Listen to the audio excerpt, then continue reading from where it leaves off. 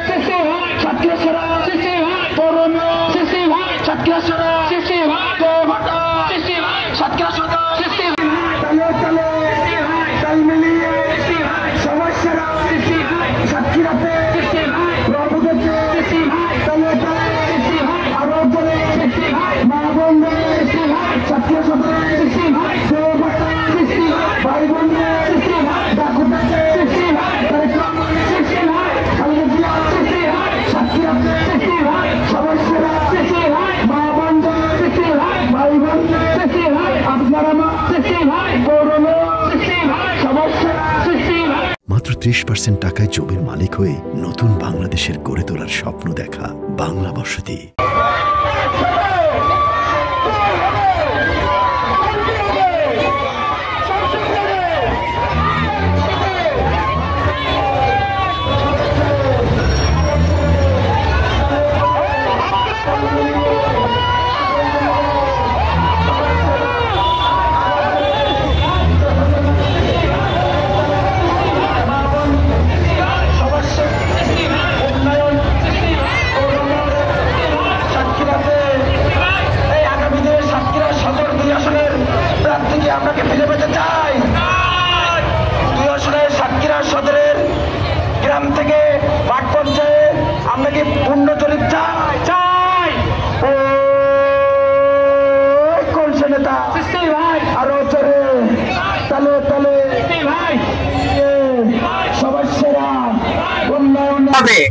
বন্ধুগণ, বাংলাদেশের প্রেক্ষাপটে সাতক্ষীরা জেলা একটু ব্যতিক্রম।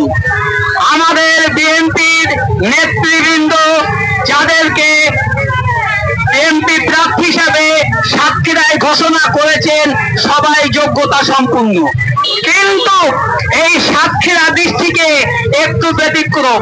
এখানে সবচেয়ে বেশি যোগ্যতা সম্পন্ন ব্যক্তিদেরকে প্রার্থী নির্বাচন করলে আমাদের জয়ের সম্ভাবনা সবচেয়ে বেশি থাকবে।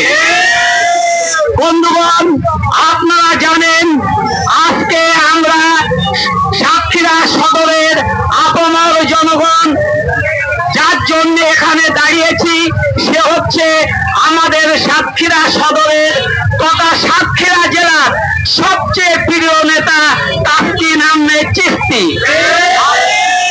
আপনারা জানেন এই তাসকিন আহমেদ চিশতি পরপর সাতক্ষীরা পৌরসভার 2 বার মেয়াদ নির্বাচিত হয়েছিলেন।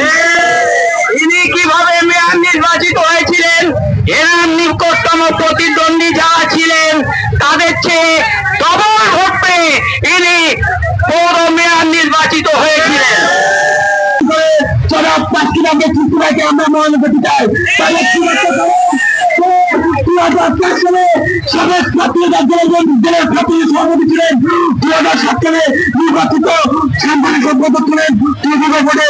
তারপর সাতক্ষীরার এই পৌরসভার আপামত জনগণের মধ্যে যখন ধানের শীর্ষ নিতে পারি, তখন আমাদের দর্শন ব্যক্তি তাসকিন আহমেদ চিশতি ভাই পরপর 2002 নির্বাচিত মেয়র সাতক্ষীরা পৌরসভায়।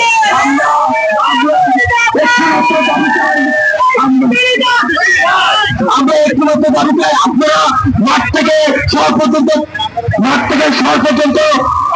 তৈরি করে আমাদের যদি প্রার্থিতা করার মতো প্রস্তুত থাকে, তাহলে আমাদেরকে প্রার্থী দেন। উনি মহিলা পুরুষ যে কোনো সাবজেক্ট যা কিছু হোক উনি করতে হবে, সেটা আমাদের সমালোচনা করে সমাধান করে।